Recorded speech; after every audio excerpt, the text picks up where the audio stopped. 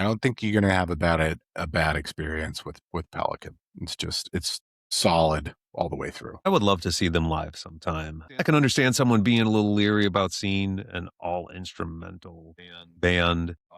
I like, is that going to be the same thing? I can't sing along, I can't chant, but I tell you, I've seen bands that had no vocals before, nothing to sing along with, but you just hang your head to the guitars and the drums, and it's a good show. Yeah, or if you're a dancey type person, like get in the pit, try to love someone, just move your body. Like if it's got a good groove and a good riff to it, you'll be all right. And Higher Yeah. Ground, Cancer Conspiracy, I saw them live there and they were predominantly instrumental.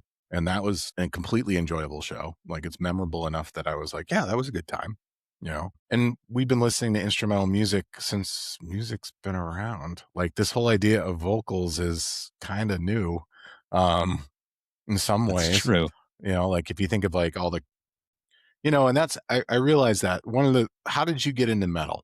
Like what was it about metal that made you be like, oh, this is for me? Do you remember? I mean, it was probably the guitars first that resonated with me before the vocals. Right. Like I remember Eruption from Van Halen, right?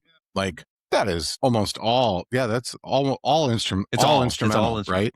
But Yep. I think the thing from It's incredible. it's incredible. And when I was a kid, I was really, really into like classical music at one point, like before I became a teenager. And I would listen to like Dvorak or like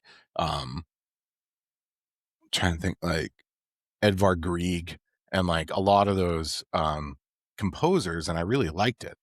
And then right around 13, 14, I started listening to metal, and it was like seamless transition because a lot of those metal bands have really, like John Paul Jones was classically trained, right? Like those classical music roots are in metal, and like Yep. Or SN Metallica, Cliff yeah, Burton. yeah, Yeah. that was probably the thing that like I got like predisposed to everything that's good about metal by listening to classical music. And you can do the reverse too. There's a lot of Reddit subthreads about people trying to get into classical and saying, I'm a self-admitted metal fan. Like, what are some classical albums I should get into? And people giving them a list of 20 different composers to look at because it's like, oh, this goes hard. You're going to like it. A song called The Battle on Ice. And it was Russian propaganda that was done during the Soviet era, and it was about a battle that happened on a frozen lake where the Christian Orthodox Christian army was able like to defeat an invading army on this big battle, and they were using it as like an example of Russian communists sticking up to all these outside invaders.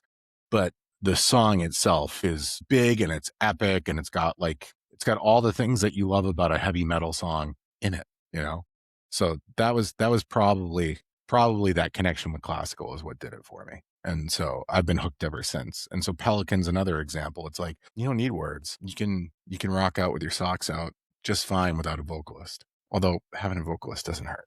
It Right. doesn't.